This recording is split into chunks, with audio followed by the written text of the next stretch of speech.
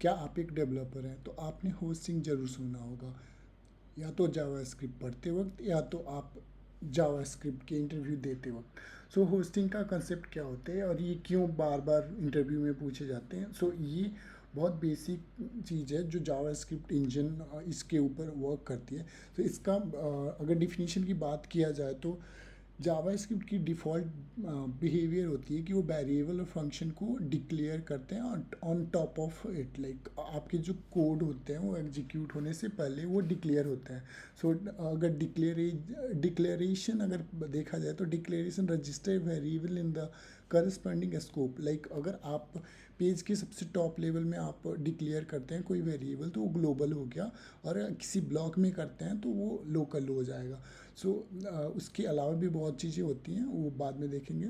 Initialisation जब आपके लिए उस वेरिएबल के लिए मेमोरी एलोकेट होती है सिस्टम में। फिर आता है थर्ड असाइनमेंट। सो आप एक पर्टिकुलर वैल्यू असाइन करते हो। तो हम देखते हैं कि जो हमारे होस्टिंग के कंसेप्ट है वो क्या बोलता है। सो लाइक अगर वेरिएबल एक्स जो डिक्लेरेशन होता है वो सबसे पहले हो जाता है और इनिशलाइज नहीं होता है। ये इनिशलाइज नहीं होता है, इसकी बाय डिफ़ॉल्ट वैल्यू जो एक्स की हो जाती है वो अनडिफाइंड हो जाती है। सो ये जब भी आप इस वैल्यू असाइन से पहले अगर आप कुछ इसको चेक करेंगे तो ये अनडिफाइंड दिखाएगा, और बाद में इसको असाइन करने का ये तरीका है। अगर हम अब नीचे आते हैं अपने पहले एग्जांपल में कंसोल माई वैर।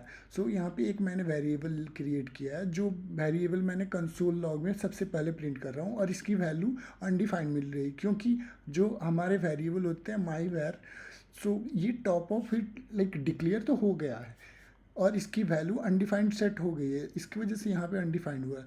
जब इस लाइन पे आता है तो वही जो वेरिएबल होता है उसकी वैल्यू 10 सेट हो जाती है और यहाँ पे आउटपुट 10 आता है।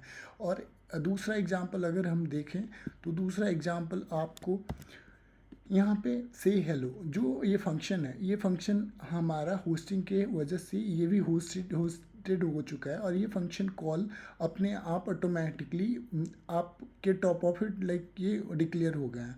सो यहाँ पे हमने ये से हेलो की जो आउटपुट होगी हेलो आ जाएगा।